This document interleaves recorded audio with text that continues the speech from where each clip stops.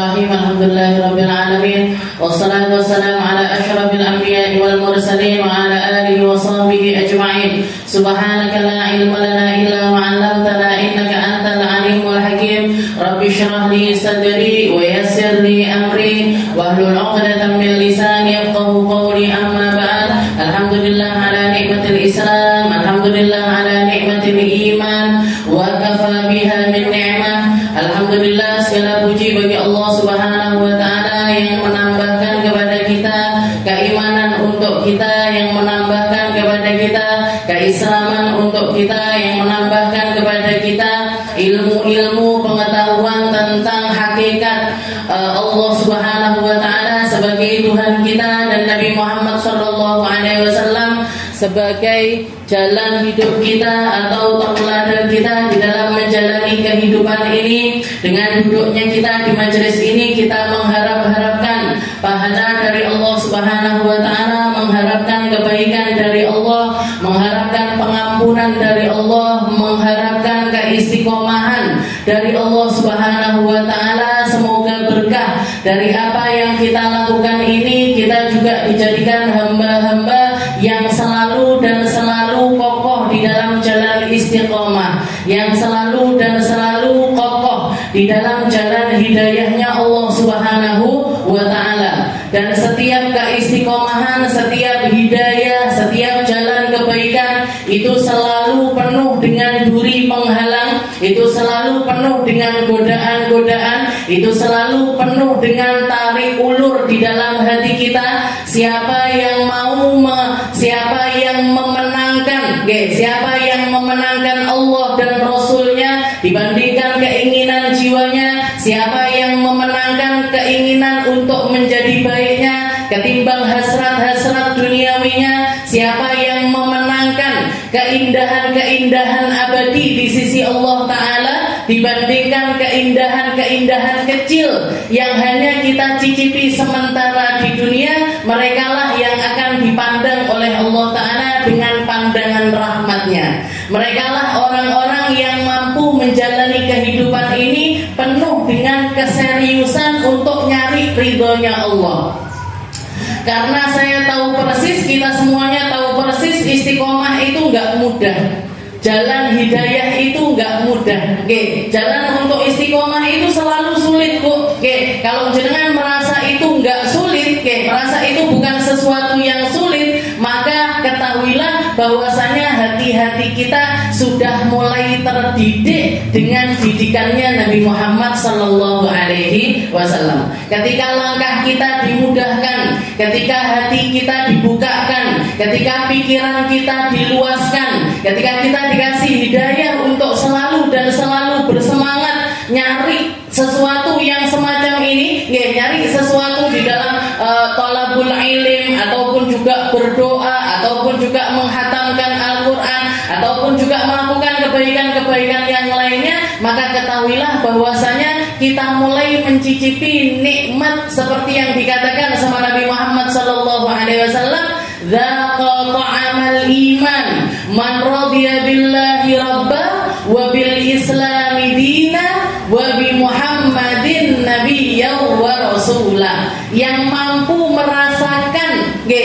orang-orang yang mencicipi nikmatnya iman adalah mereka-mereka yang ridho Allah sebagai Tuhannya, ridho dengan setiap ketentuan dari Allah, ridho atas setiap musibah yang menimpa kita, bersyukur atas segala kenikmatan yang Allah Ta'ala berikan. Kita ridho Allah sebagai Tuhan kita. Dzaqa ta'amal iman man radiya billahi rabba wa bi Muhammadin nabiyyan wa rasulah wa bil islami dina. Islam sebagai agamanya, Islam sebagai panduan hidupnya. Islam nyuruh kita bersyahadat, kita syahadat. Islam nyuruh kita sholat, kita sholat. Islam nyuruh kita untuk berzakat, kita zakat. Islam nyuruh kita puasa di bulan Ramadan, kita puasa. Islam nyuruh kita kalau kita punya kelebihan harta, kalau kita sudah mencapai satu ekonomi, satu taraf ekonomi di mana ada kelebihan untuk bisa bepergian ke tempat yang lebih jauh, maka pertama tempat yang harus kita tuju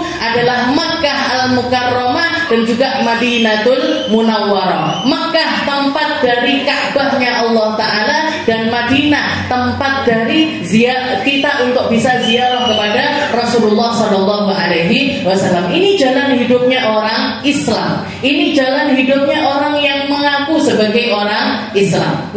Setelah itu apa?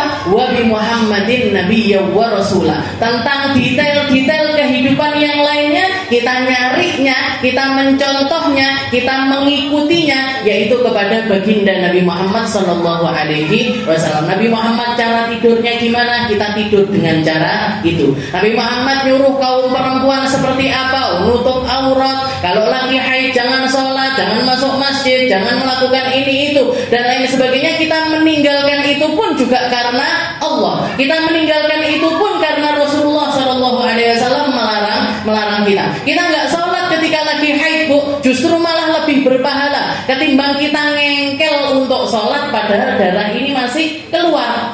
Sudahlah nggak sah sholatnya, juga dapat dosa dari Allah Ta'ala. Asal muasal dosa ini datangnya dari mana? Orang sholat itu kan harusnya berpahala, tapi kok bisa ada orang sholat tapi mendapatkan dosa? Karena dia tidak radhiya billahi robba, karena dia tidak ridho Allah sebagai Tuhannya, sehingga tidak patuh dengan aturannya Islam, sehingga menolak untuk mengikuti ajarannya Rasulullah Sallallahu Alaihi Wasallam. Na'udzubillah min dzalik. Dan yang bisa membukakan itu semuanya ilmu, Bu. Yang bisa membukakan itu semuanya ilmu. Makanya Nabi Muhammad nggak berlalu satu hari pun kecuali beliau minta sama Allah Ta'ala, Rabbi zidni ilma, Rabbi zidni ilma. Ya Allah, tambahin ilmu saya, tambahin lagi ilmu saya, ya Allah. Tambahin ilmu saya, tambahin ilmu saya. Karena percuma. Pertama hal, salah satu hal yang paling utama untuk menyelamatkan kita bisa masuk surga itu ilmu. Man salaka tariqan yaltamisu fihi ilman sahalallahu lahu tariqan ilal jannah. Bahkan para ulama zaman sekarang mengatakan maksiat terbesarnya umat ini bukan perzinahan, bukan perjudian. Walaupun orang berjudi banyak sekali, walaupun orang minum khamar banyak sekali, walaupun orang berzina banyak sekali, tapi maksiat terbesarnya bukan itu. Maksiat terbesar umat zaman sekarang adalah rela dirinya ini bodoh, rela dirinya ini nggak ngerti, rela dirinya ini nggak paham, rela pikirannya itu nggak terbuka dengan ilmunya Nabi Muhammad Sallallahu Alaihi Wasallam. Karena ketika seseorang sudah nggak ngerti tentang ilmu agamanya sendiri, maka dia tidak akan mengerti bagaimana caranya jalan menuju surganya Allah. Logikanya dirusak, hatinya dirusak, nuraninya dirusak, jalan hidupnya dirusak, dan dia tidak merasa kalau dirinya itu sedang dirusak. Jadi urgensinya zaman ini sebenarnya adalah tentang hal keilmuan, pendidikan. PR umat ini sebenarnya adalah bab ilmu. Kalau masalah makanan ataupun gizi, masalah gizi, masalah makanan, jenengan lihat sehari-hari kita, jenengan lihat sehari-hari kita, berlalu nggak satu hari dari kita nggak punya makanan, sak nggak duwe orang kita, sak nggak punyanya orang kita, masih bisa makan insya Allah. Sak deso-desone uang masih tetap bisa makan, meskipun misalkan nasi cuma sama garam, atau nasi sama apa nih biasanya orang zaman dulu jelantah, walaupun kayak gitu tapi kenyang, tapi masih ada makanan. Nggak seperti orang-orang di Palestina, nggak seperti orang-orang yang sedang konflik di negara-negara konflik yang memang makanan itu krisis sekali untuk mereka. Kalau kita nggak kekurangan gizi jenengan, Bu. Jenengan apalagi kalau jadi orang ahli majelis, kotak jajan neh, ketemu pastel lagi, panggah kuwi ya. Jangan bayangkan jadi saya keliling dari satu tempat kan, ketemu pastel neh, apalagi jadi orang NU tambah meneh, pindah omah selamatan, duduk selamatan, naikkan kayu selamatan, naikkan atap selamatan terus. Jadi akikoh selamatan terus. terus. Oke. Jadi nggak kekurangan kita kalau masalah gizi perut itu insya Allah nggak kekurangan. Oke. Yang kurang dari kita ini adalah keilmuan. Oke. Keilmuan yang langka dari kita ini adalah ulama. Oke. Yang langka dari kita ini ulama. Ulama bukannya banyak Ustazah. Oke. Ulamanya banyak. Tapi saya tekani ulama titik. Jadi ulamanya banyak, pondok pesantren banyak, kiai banyak, orang-orang ahli ilmu itu banyak. Oke, tapi yang mendatangi orang-orang berilmu itu sedikit. Orang-orang yang sadar pentingnya mendekat kepada ulama itu sedikit. Oke, jangan lihat, tempat-tempat yang di situ dipakai untuk kemaksiatan, dipakai untuk konser, joget-joget, dangdutan, sama tempat sholawatan. Oke, itu ya sholawatan banyak tapi Ustazah yang datang. Jangan lihat aja, kalau dibandingkan sama dangdutan gak ada apa-apa nih, gak ada apa-apanya. Orang datang dangdutan itu rela bayar, rela berdiri, rela gak dapat apa-apa, rela gak dapat apa-apa. Kalau sholawatan kan masih duduk, masih di istilahnya ada ihtiramnya, dipisah antara laki dan perempuan dan lain sebagainya, tapi masih. Walaupun kelihatannya itu banyak, tapi masih dalam tahap sedikit kalau dibandingkan orang-orang yang nggak ngerti. Jadi maksiat terbesarnya umat ini bodoh. Makanya jangan mau jadi orang bodoh. Karena kalau kita rela jadi orang bodoh, kita rela juga untuk dibodoh-bodohi. Kita rela untuk dihinakan. Bukan cuma di dunia akhirat. Bukan kita rela untuk diinjak-injak. Bukan cuma dunia, tapi dunia akhirat. Na'udzubillah ini dari. Jadilah orang yang ngerti, jadilah orang yang paham, jadilah orang yang haus untuk nyari ilmunya Allah. Nyari ilmunya Allah, cari sebanyak mungkin.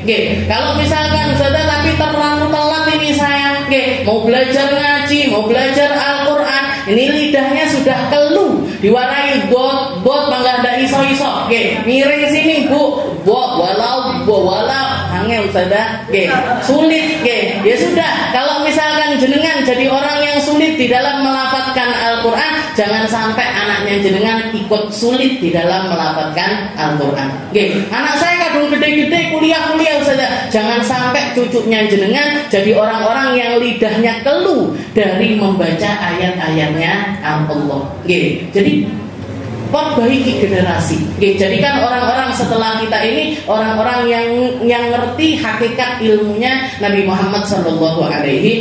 Bukankah para dai-dai itu setiap kali mereka membuka oratornya, buka ceramahnya, selalu mengatakan salawat kepada Nabi Muhammad SAW yang mengeluarkan kita dari kegelapan menuju cahaya yang terang benderang. Cahaya yang terang benderang ini apa Bu? Ilmu.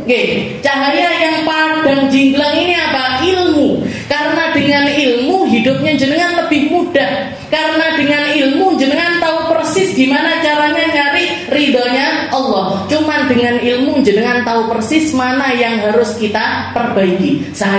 Diri saya mana ya yang diperbaiki? Oh, hati saya masih kasak kusuk di dalam keimanan kepada Allah Ta'ala. Belajar tauhid.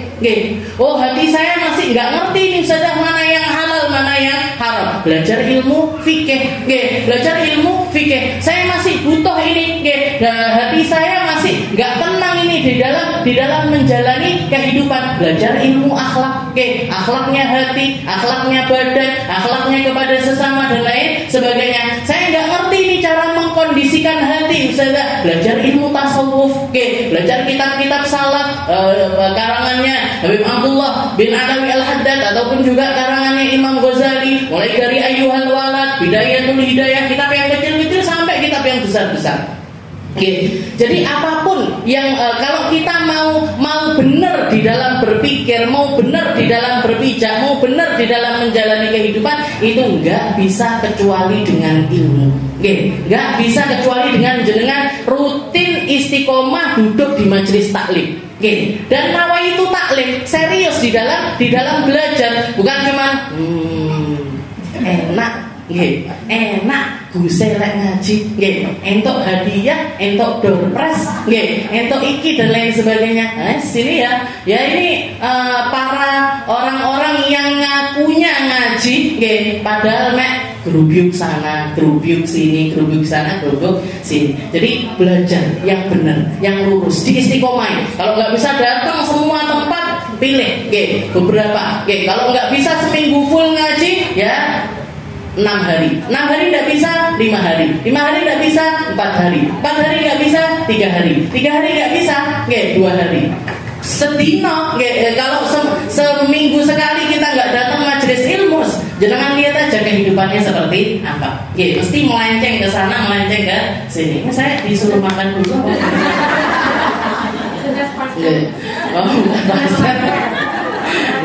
Kita lanjutkan pembahasan kita di dalam kitab Khuluqun. Dan qala al-mu'allif rahimahullahu ta'ala wa nafa'ana bi ulumi fid dharain amin. Natanaqash wa natabahat wa natruk mujadalata man la yakunu qasduhu al-ihtida' ila sabilil haqq bal tasallata 'alaihi wa fala yuridu illa yantasira li ra'yihi mahma kan. Jadi gini, kita masih di dalam akhlak kita kepada sesama.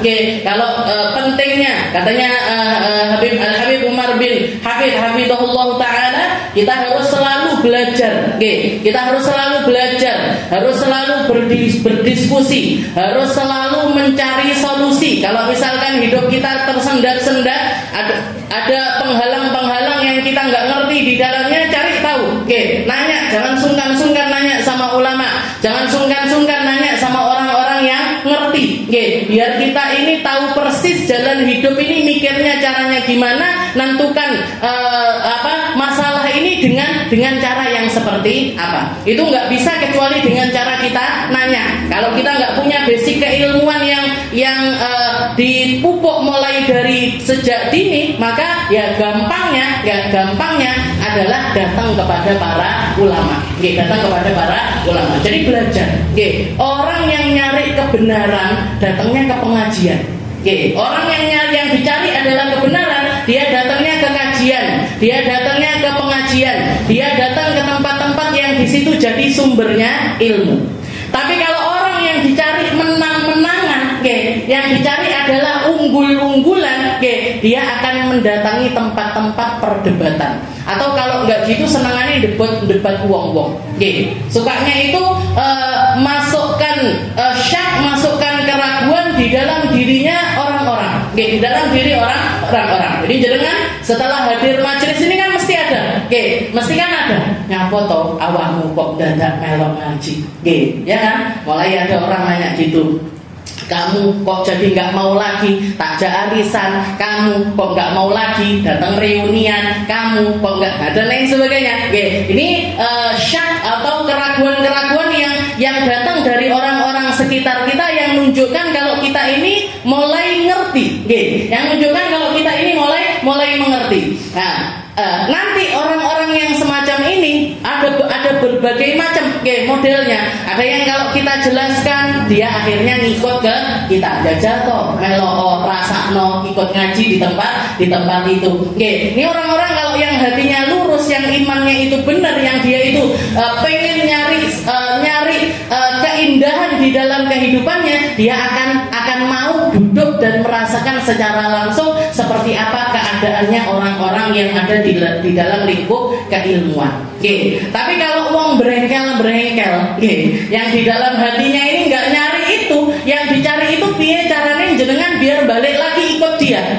Yang hobinya dari kafe ke kafe, yang hobinya dari arisan satu ke arisan yang lainnya, yang kongko yang aneh-aneh dan lain sebagainya, pengennya narik balik jenengan untuk masuk di dalam komunitasnya mereka. Mau jenengan pakein 1000 dalil, ya ndak kondang kalau musuh orang-orang yang semacam ini. Seperti yang minggu lalu kita bahas, orang yang sulit untuk mendapatkan hidayahnya Allah Ta'ala. Allah la yahdil qaumal fasiqin. Allah Ta'ala enggak ngasih hidayah ke orang-orang fasik, orang-orang ahli maksiat, orang-orang yang hidupnya ini dipenuhi dengan pelanggaran kepada Allah Subhanahu wa Ta'ala. Setelah itu kaum yang kedua, innallaha la yahdil qaumad dzalimin. Allah Ta'ala juga tidak memberikan hidayah kepada orang-orang dolim. Siapa orang-orang dolim? Yang kehidupannya dipenuhi dengan hawa nafsu duniawinya.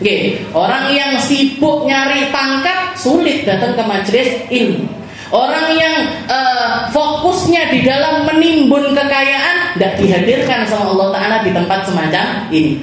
Orang-orang yang fokusnya di dalam keindahan-keindahan yang nampak, sulit untuk nyari, untuk dapat hidayah dari Allah Subhanahu wa Ta'ala. Dan yang terakhir, innallaha la yahdil qaumal kafirin. Orang kafir juga nggak dapat hidayah dari Allah Subhanahu wa Ta'ala. Jadi percuma debat sama orang-orang seperti itu percuma. Percuma, capek, sakit, jadi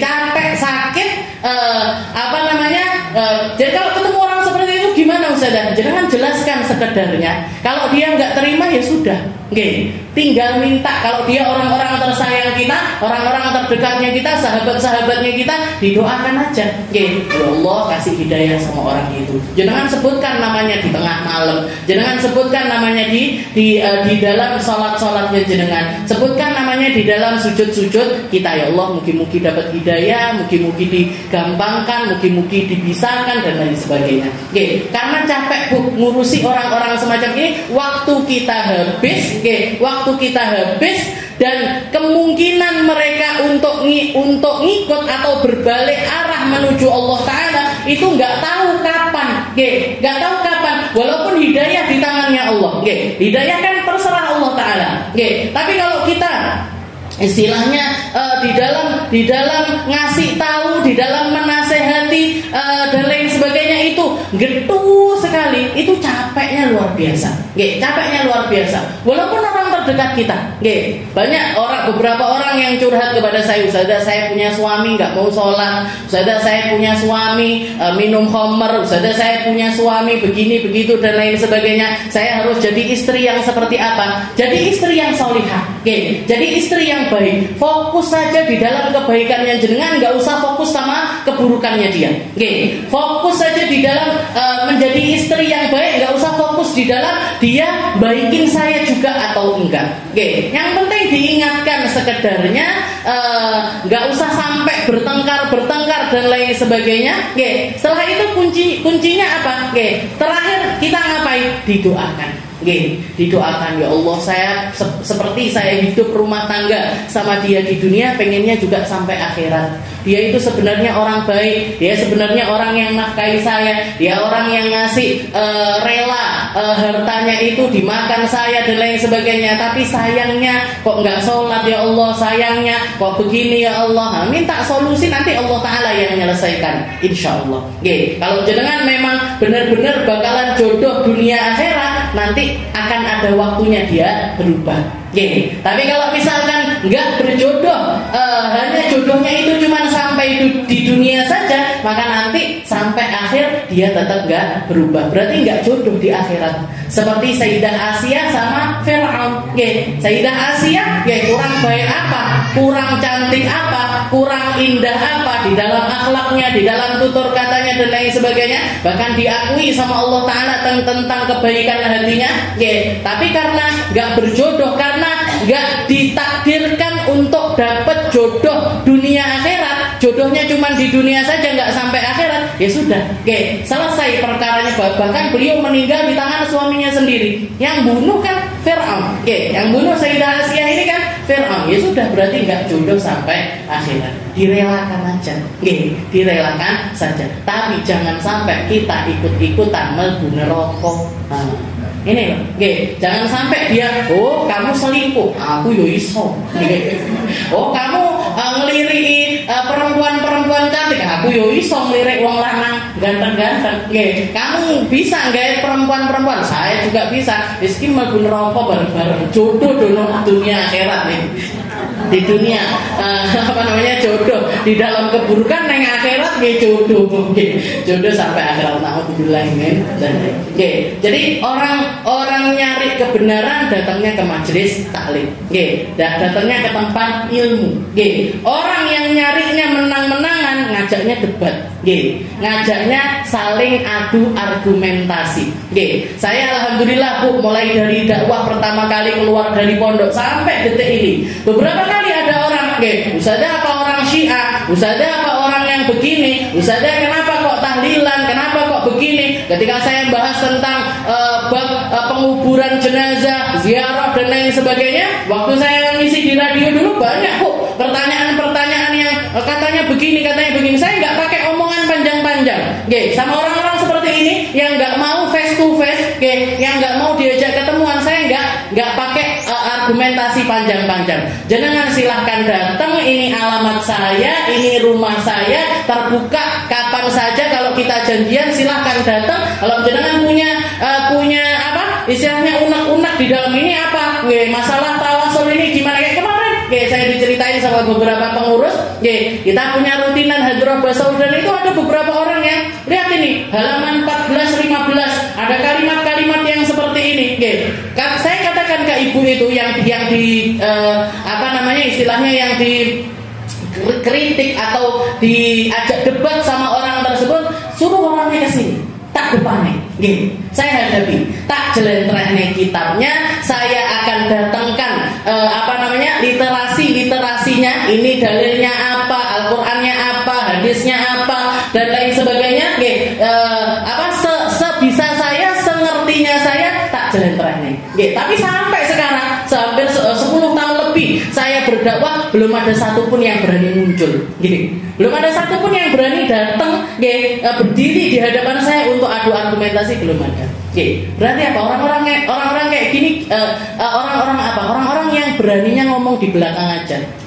Orang-orang yang beraninya ngomong di belakang aja. Mereka sebenarnya juga nggak ngerti. Mereka sadar kalau manhajnya mereka ataupun akidah yang mereka yakini ini penuh dengan celah, penuh dengan hal-hal yang perlu untuk dikoreksi, tapi mereka memilih untuk hidup dengan keyakinan itu.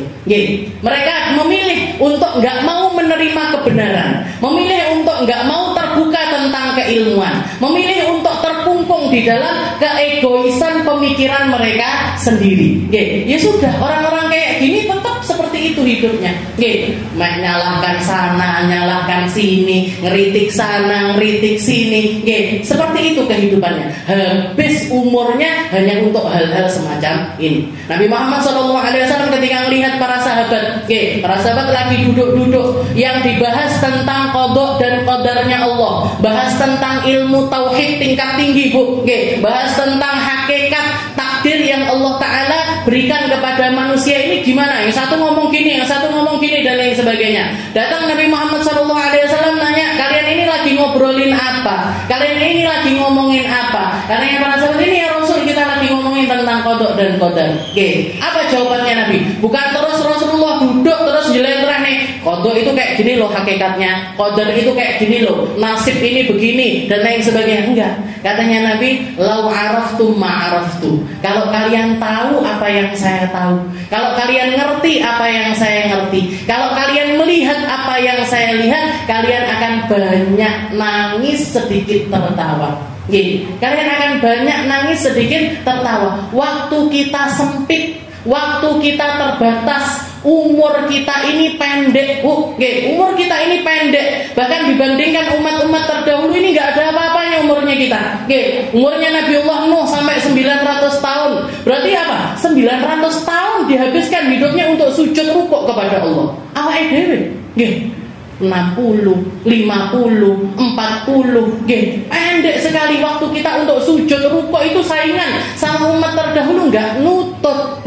Waktu kita pendek, umur kita pendek, kesempatan kita pendek. Kalau kamu habiskan di dalam perdebatan semacam ini, nggak selamat. Nggak selamat. Saya sering ngasih contoh, kayak kita misalkan lagi duduk majelis seperti ini, termasuk dari pintu itu misalkan ada ular masuk, ular kobra masuk. Kira-kira kita ngapain? Lari, Bu, melayu. Nggak terus berbisa apa enggak ya dia? Ke kanan apa ke kiri? Kira-kira yang dipatok yang jilbab hijau apa yang jilbab coklat? Nggak mikir, melayu kabeh. Ini loh hakikatnya kehidupan kita. Waktu kita sempit, fokus saja jadi orang baik. Fokus saja ngomong baik, fokus saja ngelihat yang baik-baik, fokus saja dengerin perkara yang baik, fokus saja kumpul sama orang-orang baik. selamat jenengan. Tapi kalau kita sibuk ngeritik sana, ngeritik sini, ngomongin sana, ngomongin sini, apalagi sampai adu domba sana, adu domba sini, gak selamat. Katanya Allah Ta'ala, la yadkhulul jannah namam. Orang ahli namiman, orang yang sukanya adu domba gak akan masuk surga. Provokator itu gak mungkin masuk surga. Provokator, orang yang sukanya memercikkan masalah di antara umat, itu gak akan masuk ke dalam surga. Gak akan masuk ke dalam surga. Nah, seperti itu keadaannya. Jadi fokus saja. Adewinya apa? Pokoknya selama kita ini gak melakukan kesalahan, selama yang keluar dari lisan kita ini baik-baik, yang kita dengarkan baik, yang kita lihat baik, gak usah ngereken kanan kiri. Bandingkan majelis kono lo ngono, majelis kono pastel, majelis kono tahu isi ya.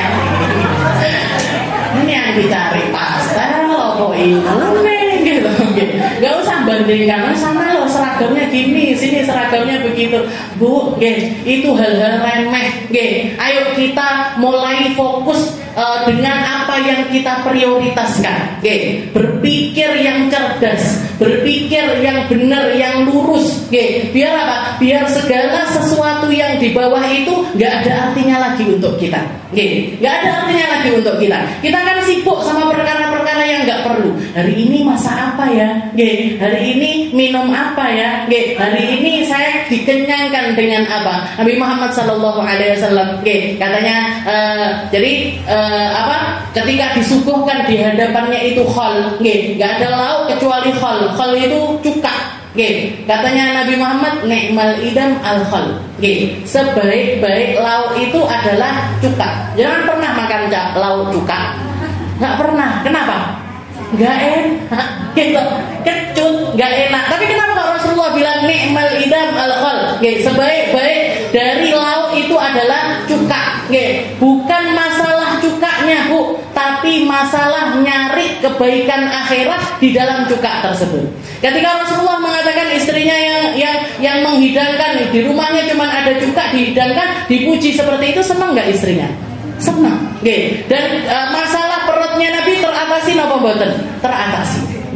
Jadi sebenarnya jenengan kalau mau nyari lauk terbaik, mau nyari lauk terbaik, kuncinya ada di lapar. Kalau jenengan lapar, mangan opo ae enak. Diakui semuanya. Tahu tempe sudah anak wis luwe enak. Tapi kalau dalam keadaan kenyang, delok setik gak nafsu, ngelihat ini gak nafsu. Kenapa? Perutnya kenyang. Ketika perut kita kenyang, akhirnya kita punya pilihan-pilihan. Akhirnya makan siang apa ya enaknya, makan malam apa ya enaknya, sarapan apa ya enaknya. Tapi kalau perut kita lapar, makan apa aja enak. Dan senikmat-nikmatnya tidur itu capek. Dan kalau lagi capek sekali mesti keturun, mesti ketiduran. Makanya saya nggak protes kalau di majelis ini ada yang tidur, karena itu senikmat-nikmatnya. Berarti wong iki kesel, kesel. Mungkin pagi tadi nyapu ngepel, ada masalah konflik di dalam rumahnya. Saya anak iki njaluk ngene, anak iki njaluk ngene, nggak apa-apa. Lelah datang ke sini tidur, nggak apa-apa. Nggak marah saya. Yang tidurkan juga Allah Ta'ala. Jadi senikmat-nikmatnya tidur itu karena kita lelah. Bukan kasurnya yang harga sekian, bukan bantalnya yang semacam ini, bukan spraynya yang begini, enggak. Capek jenengan tidur. Capek jenengan tidur. Jadi sebenarnya prioritasnya kita ini nyari akhiratnya Allah. Ketika jenengan fokus di dalam nyari akhiratnya Allah, semua hal yang di bawahnya ini terasa remeh. Terasa remeh, nggak direken uang biasa, dicela uang biasa, di ngomongin begini sama orang biasa, di utangi nggak dibayar-bayar biasa, biasa Bu, hal kayak gitu itu biasa. Apalagi untuk orang-orang kaya, jangan kalau minta kekayaan, jenengan harus siap juga dengan resikonya orang kaya. Jangan kalau pengen jadi orang kaya, harus siap sama resikonya orang kaya. Resikonya orang kaya itu apa? ngutang nggak dibayar, nggih. Jadi diambil dengan dimanfaatkan sama orang, nggih, dijipne sama orang, dianggap orang kalau misalkan ada acara begini nggak nyumbang, pancen yo mati wong iki, nggih. Siap untuk digitukan. Itu resikonya orang kaya, nggih. Jadi kalau nggak siap dengan itu, nggak usah jadi wong sugih, nggih. Nggih, nggak usah jadi orang kaya. Nggih. Ada satu orang ketika ngobrol-ngobrol sama saya pernah ada orang begini-begini, nggih, utang sama suami itu sampai sekian puluh juta nggak dibayar, nggih. Saya cuma senyum aja. Satu orang, saya banyak, nggih. Yang ini selama saya nggak ada kelihatan semuanya, ini hilang bawa 100 juta, ini hilang bawa 200 juta. Nah, itu resikonya orang kaya seperti itu. Jadi kalau nggak siap, kalau pengen jadi orang kaya, siap dengan resikonya orang kaya. Oke, kalau jenengan aku kayaknya nggak siap, ya wis, syukuri aja keadaan hidup kita. Syukuri aja keadaan. Semuanya seperti itu, Bu. Setiap sesuatu yang bertambah, tambah juga ombaknya. Setiap ada likulli ni'matin mahsud. Katanya Nabi Muhammad, setiap kenikmatan itu mesti ada orang hasud di sekitarnya. Setiap ada sesuatu yang dilebihkan sama Allah Ta'ala, ada yang dikurangkan sama Allah. Ada ini, semuanya resiko. Jadi orang miskin resiko. Resiko ndak iso bayar SPP anaknya, gitu. Resiko nggak bisa mau pengen ini mau pengen itu nggak bisa. Kalau orang miskin itu resikonya ngempet, ngempet sembarang-barang diempet. Kalau orang kaya resikonya itu tadi, dimanfaatkan sama orang, ini dan lain sebagainya. Jadi semuanya ada resikonya dan semuanya itu ujian dari Allah Ta'ala. Sakit dari Allah, ujian. Sehat juga dari Allah sebagai ujian untuk kita. Jadi orang ngerti, ujian untuk kita. Jadi orang nggak ngerti juga ujian untuk kita. Ujiannya orang ngerti apa? Lebih dahsyat, Bu. Ujiannya orang-orang ngerti itu lebih dahsyat. Jangan kalau melihat para ulama-ulamanya Allah, siapa yang nggak diuji? Siapa yang nggak diuji dari para ulamanya Allah? Kemarin aja ada Habib Syekh, ada enek ilmu. Yang sampai otot-ototan seperti resikonya apa itu? Resikonya orang-orang punya ilmu. Sampai saya nanya sama yang punya hajat ini, Mbak Nur yang salah satu dari pendirinya Al-Islah. Sebenarnya yang dikarepne ini apa sih, Mbak Nur? Yang pendemo itu yang diinginkan ini apa? Terakhir Ustazah mereka itu bilang gini, karena nggak bisa nyalahkan dari majelis itu, nggak ada yang bisa disalahkan. Wong isinya sholawat, isinya baca yasin, isinya baca rotib, nanti ada ilmunya. Bukankah semua majelis caranya juga semacam itu? Jadi kiai juga gitu caranya, habaib juga kayak gitu caranya. Orang-orang ketika bikin majelis kan runtutannya rata-rata semacam gitu. Nggak ada yang bisa disalahkan. Dari rondon acara ini nggak ada yang bisa disalahkan. Terus karepe orang-orang yang demo itu apa? Katanya beliau gini, Ustazah, katanya mereka nggak apa-apa bikin pengajian itu nggak apa-apa, bikin sholawatan nggak apa-apa. Tapi yang boleh naik panggung cuman kiainya aja. Habaibnya suruh di bawah semua. Suruh di bawah semua. Ini apa nggak keluar dari hawa nafsu? Ini kata-kata semacam ini nggak mungkin keluar kecuali dari hatinya orang-orang yang kotor. Kecuali dari hatinya orang-orang yang kotor yang memang semata-mata nggak terima, dengan keadaannya para habaib. Habib Syekh itu kalau bukan karena suaranya indah, karena beliau punya kapasitas di dalam sholawat, kalau bukan karena bisa bawa masa untuk sama-sama bersolawat kepada Nabi Muhammad, nggak mungkin ditaruh di depan, nggak mungkin ditinggikan derajatnya, nggak mungkin ditaruh di atas panggung. Yang habaib yang lainnya, yang nggak punya suara bagus kayak suami saya, Habib Bu, tapi suaranya nggak bagus, taruhnya belakang, karena ipar saya Habib juga, tapi bakul, pedagang, nggak ditaruh di depan, nggak dipegangin mic, nggak disuruh doa, taruhnya di belakang. Seperti itu keadaannya. Jadi orang yang punya kapasitas ya taruh depan, orang yang bisa ngomong ditaruh depan, orang yang suaranya bagus ditaruh di depan. Jadi lucu, sampai polisinya jadi ngomong ke karepe opo gitu. Kiai tok yang boleh naik panggung, yang habibnya suruh duduk di bawah semuanya. Ya, okay. Ini orang-orang hasud, orang-orang yang sakit hati. Nas'alullah as-salam. Mugi-mugi hati kita dibebaskan dari rasa-rasa yang semacam ini, dijauhkan dari perasaan-perasaan semacam ini, dipisahkan untuk tidak terhasut dengan perkara-perkara kotor yang semacam ini. Wa natruk mujadalah man la yakuna qasdul ihtida ila sabilil haq. Kali lagi, jadi jangan mau direpotkan untuk debat sama orang-orang yang bukan nyari petunjuk dari Allah.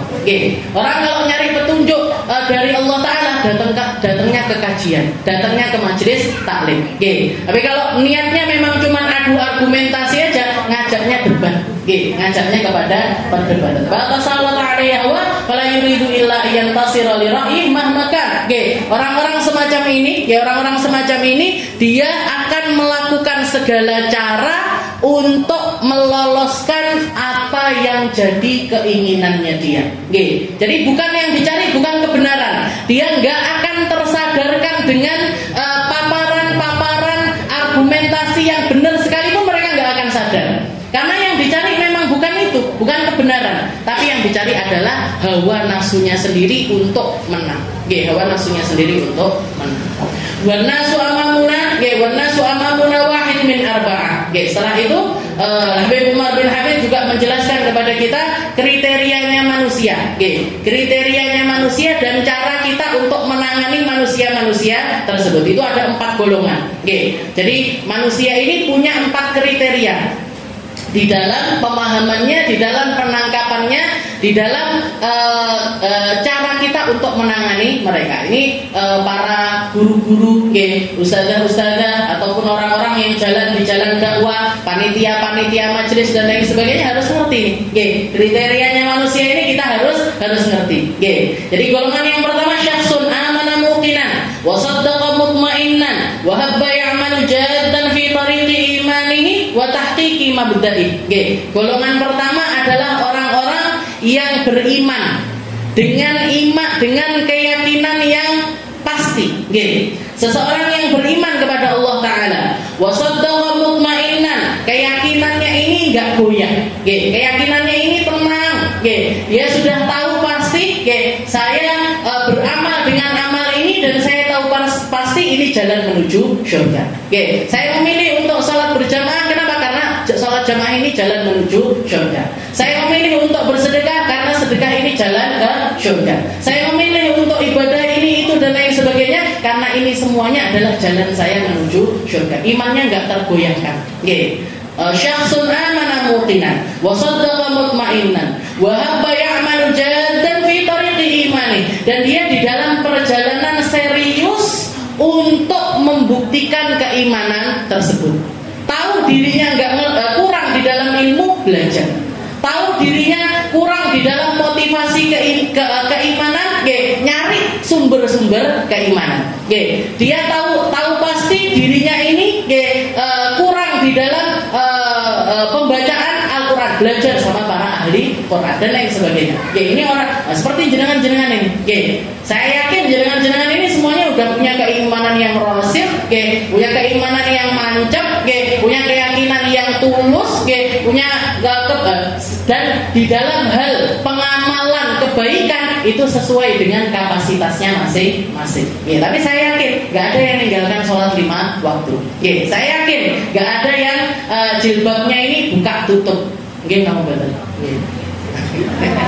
Saya pemikir. Jadi saya yakin. Jadi ini orang-orang yang sudah punya keimanan yang kuat. Batahki mabdadi, dan dia punya fondasi keimanan yang benar, yang kuat. Batilan ghayatul juhdi wa aqsal mustata' fa huwa minna. Katanya beliau, dan ini orang-orang yang berusaha semaksimal mungkin untuk memperjuangkan keimanannya mereka. Ya memang sulit tapi diperjuangkan terus. Memang penuh dengan konflik, tapi tetap diperjuangkan. Nah, ini orang-orang yang imannya ini sudah benar. Fa huwa minna. Katanya beliau, dia adalah sebagian dari kita.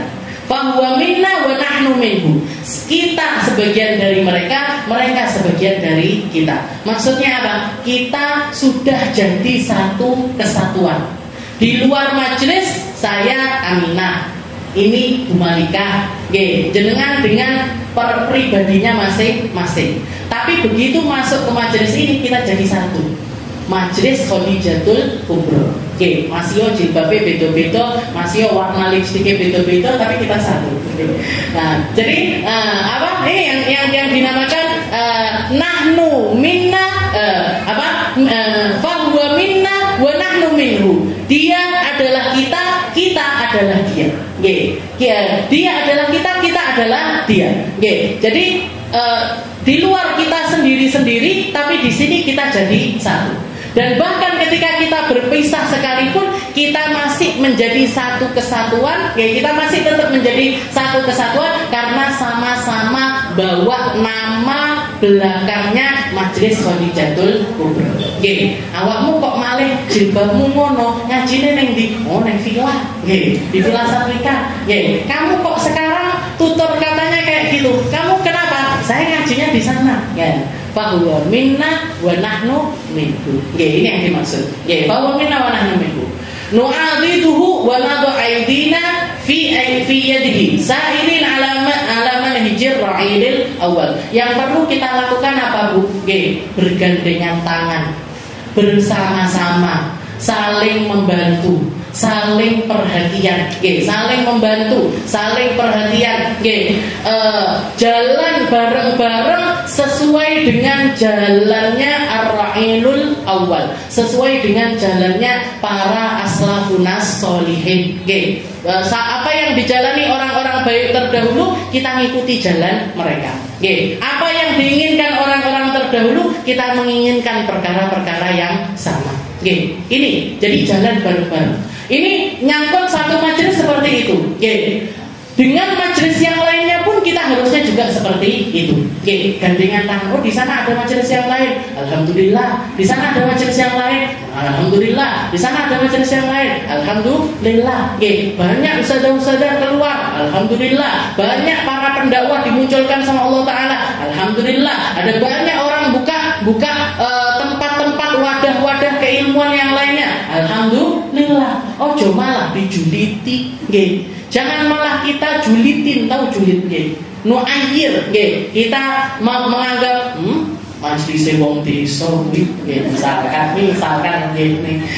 Oh, majelis itu enggak kerenan majelisku, apian majelisku. Habis itu beda ini itu tadi lah. Oh, neng kono apa tadi itu? Oh, di sana loh dikasih kotak jajan, di sini enggak. Oh, di sana loh mek biskuit tok, mek metune mek teh hangat tok, apian majelis jangan. Jadi semua dengan kriterianya masing-masing, dan semua dengan pesonanya masing-masing, semua dengan karakteristiknya masing-masing. Tapi satu, kita ini satu. Apa? Ala wasairin, kita lagi jalan ala manhajir ra'idil awal, dengan jalannya atau berjalan beriringan, saling menggenggam tangan, mengikuti jejak para pendahulu kita. Pendahulu kita, ketika bermajelis mereka tambah ibadahnya, kita tambah ibadahnya. Orang-orang terdahulu setelah kenal dengan keilmuan yang punya harta semakin dermawan, kita jadi orang yang semakin dermawan. Orang-orang terdahulu setelah mereka kajian, mereka nutup aurat, rasa malunya juga bertambah, kita tambahin juga rasa malu kita. Jadi ngikuti apa yang dilakukan orang-orang terdahulu. Dan semua orang ketika berjalan di jalan dakwah, nggak bisa jalan sendirian, itu nggak bisa. Jalan sendirian itu nggak bisa, harus bersama-sama. Nabi Muhammad SAW ketika Allah Ta'ala mengutus beliau, Nabi Muhammad itu manusia terbaik. Allah Ta'ala milih manusia yang terbaik untuk diutuskan kepada umat yang terbaik. Setelah itu Allah Ta'ala menganugerahi Nabi tempat lahir terbaik, tempat dakwah terbaik, keluarga terbaik, sahabat-sahabat yang terbaik. Sahabat-sahabat yang terbaik. Orang-orang yang ada di sekitarnya Nabi ini orang-orang istimewa. Orang-orang yang berjalan beriringan sama Nabi Muhammad ini orang-orang yang istimewa. Semua dengan pesonanya masing-masing, tapi semuanya dipakai untuk nyari ridhonya Allah. Jadi salah satu dampak dakwah yang menunjukkan tentang keberhasilan dakwah tersebut adalah ketika kita bisa mengumpulkan manusia dengan segala backgroundnya, dengan segala latar belakangnya, dengan segala profesinya untuk jalan bareng-bareng nyari ridhonya Allah. Nyari ridhonya Allah. Kayak di sini, kan macam-macam ini backgroundnya. Ada yang guru, ada yang PNS, ada yang kerja di sini, ada yang ibu rumah tangga, ada yang pengusaha, nek sing bakul iki dan semua dengan profesinya masing-masing. Kita duduk bareng di sini nyari ilmunya Nabi Muhammad agar kita ini nanti bareng-bareng, bareng-bareng diwadahkan di satu tempat, yaitu tempat yang dimuliakan sama Allah Subhanahu wa Ta'ala. Backgroundnya macam-macam, tapi dengan segala latar belakang kita ini sama-sama jadi orang yang berusaha nyari ridhonya Allah, nyari syafaatnya Nabi Muhammad Sallallahu Alaihi Wasallam. Itu dampak dakwah, bukan tujuan. Bukan orang kalau ngerintis jalan dakwah, rasa-rasa itu harus dihilangkan. Biar yang penting istiqomah, yang penting jalan dulu, yang penting ngaji dulu, yang penting. Tapi nanti dengan berjalannya waktu, kalau jenengan lihat saya misalkan, sebagai contoh yang di depan mata, kita baru bisa bikin kajian-kajian besar ini kan setelah umat ini terkumpul, bukan di awal saya baru misalkan dakwah setahun langsung bikin pengajian besar, kan enggak. Setelah di sini sudah ngumpul di villa, ada base camp 1, di An-Najah base camp 2, di Az-Zahra base camp 3, di Darussalam base camp 4, di sini dan lain sebagainya. Ini sudah ngumpul ini umat dengan semua latar belakangnya, dengan semua profesinya masing-masing. Ayo Bu, kita keluarkan syiarnya kita bareng-bareng. Ayo kita keluarkan syiar kita bersama-sama. Kita bikin gebrakan untuk memperlihatkan kepada umat bahwasanya umat ini masih aman. Kita punya wadah-wadah keilmuan yang bisa bimbing kita menuju Allah Subhanahu wa Ta'ala, yang kita bisa gandengan tangan bareng-bareng mencari kedekatan kepada Rasulullah Sallallahu Alaihi Wasallam. Jadi seperti itu. Ini efek dakwah. Tapi ada orang yang disampaikan di dalam tahap tersebut, ada yang enggak. Ada yang enggak. Ada orang yang dakwah 2 tahun wis berhasil, mempengaruhi umat. Ada yang 3 tahun, ada yang butuh waktu 10 tahun. Kayak saya ini sekitar 7 tahun, 8 tahun baru kelihatan. Baru kelihatan. Ada yang bahkan sampai usia lanjut, itu bahkan Nabi Allah Nuh dakwah 950 tahun. Usia dakwahnya 950 tahun. Jangan bayangkan pengikutnya nggak sampai 50 orang. Akhirnya Khadijatul Kubra. Banyak amat jenis Khadijatul Kubra. Apa itu berarti saya lebih baik dari Nabi Allah Nuh? Hasya wa kalla. Nggak mungkin. Nabi Nuh itu nabi, rasulnya Allah Ta'ala. Dan itu dakwah itu jadi ujian kehidupannya Nabi Allah Nuh. Jadi jalan kehidupannya Nabi Allah Nuh, dan beliau mendapatkan pahala sebesar-besarnya karena hal tersebut. Jadi efek dakwah itu sebenarnya nggak direngkan sama Allah Ta'ala. Tapi kita dilihat sama Allah Ta'ala ketika kita itu berjuang, dan sebesar mana perjuangan kita. Kita berjuang dan sebesar mana perjuangan kita, di situ yang dilihat sama Allah Ta'ala. Efeknya itu sebenarnya nggak ngaruh sama Allah. Banyakkah yang datang, sedikitkah yang datang, itu semuanya nggak direken sama Allah. Karena ketika kita jauh dari Allah Ta'ala, kita tetap jadi manusia terhina. Sebanyak apapun pengaruhnya kita, sebesar apapun pengaruhnya kita. Jadi semua, makanya semuanya dicontohin sama nabi-nabi terdahulu. Nah, tapi biasanya kebanyakan orang, Allah Ta'ala itu kalau nguji seseorang, mayoritas kita bicara tentang mayoritas jalan hidup seseorang, ketika kita berusaha semaksimal mungkin, Allah Ta'ala juga akan menampakkan hasil-hasilnya. Allah Ta'ala akan menampakkan hasil-hasilnya. bisairina ala manhajir ra'ilil awal wa lam yusrihu akhir hadhihi ummah illa bima salaha bihi awwaluha. Karena enggak ada kebaikan dari satu golongan umat kecuali ketika mereka ini manut sama golongan terdahulu. Ini yang dinamakan dengan sanad pengamalan Islam. Sanad pengamalan Islam.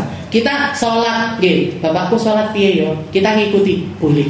Bapaknya lagi sholatnya gimana? Jadi kita ikuti. Bapak. Nah, jadi karena ini tali ini, tali amaliyah inilah yang nyampe kepada Nabi Muhammad SAW. Kita harus punya tali-tali itu tadi. Tali di dalam Al-Quran, tali di dalam amaliyah kehidupan, tali di dalam akhlak kita, punya sanad keilmuan yang jelas. Di situ katanya beliau, walan yusrihu akhir hadhil ummah illa bima salaha bihi awwaluha. Enggak ada kebaikan dari satu golongan kecuali kalau dia itu ngikuti apa yang dilakukan oleh golongan-golongan terdahulu. Ini kelompok manusia yang pertama. Dan mugi-mugi kita semuanya masuk di dalam golongan ini. Yang punya ide, curahkan idenya jenengan di sini. Kritik gak apa-apa, Bu. Pengurus kok gini, majelisnya ditambahin ini dong, Bu, ditambahi begini. Selama itu yang kita cari adalah kebaikan, gak apa-apa. Jenengan saran, kritik, ngasih saran, ngasih kritik. Cuman nanti kalau misalkan diterima ataupun gak diterimanya, itu keputusan musyawarah. Keputusan musyawarah. Jangan terus kalau tak omongi panggah ndak ditompo. Berarti ini digodok nggak diterima. Kalau nggak diterima jangan baper. Jangan sakit hati. Jangan dimasukkan ke dalam aku ngaji nang kono nek tak kritik gak diturunke. Jangan gitu. Jadi istilahnya yang punya ide kasih idenya.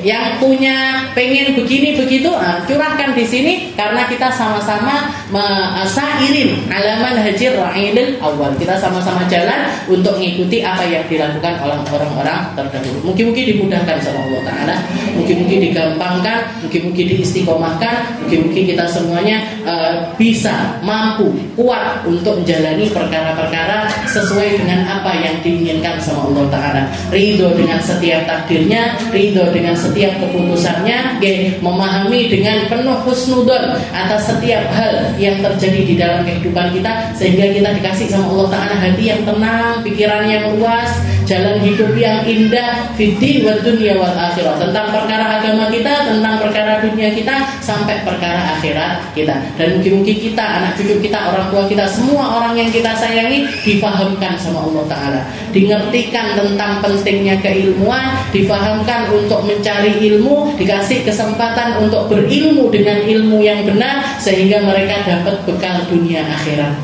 Bisa ngerti jalan menuju surganya Allah Ta'ala, bisa ngerti jalan selamat menuju Allah Ta'ala, bisa ngerti untuk jadi orang-orang yang bermanfaat untuk umatnya Nabi Muhammad SAW. Ala hadhihi niyah wa ala kulli niyatin salihah wa ila hadratin Nabi Muhammad SAW bisirril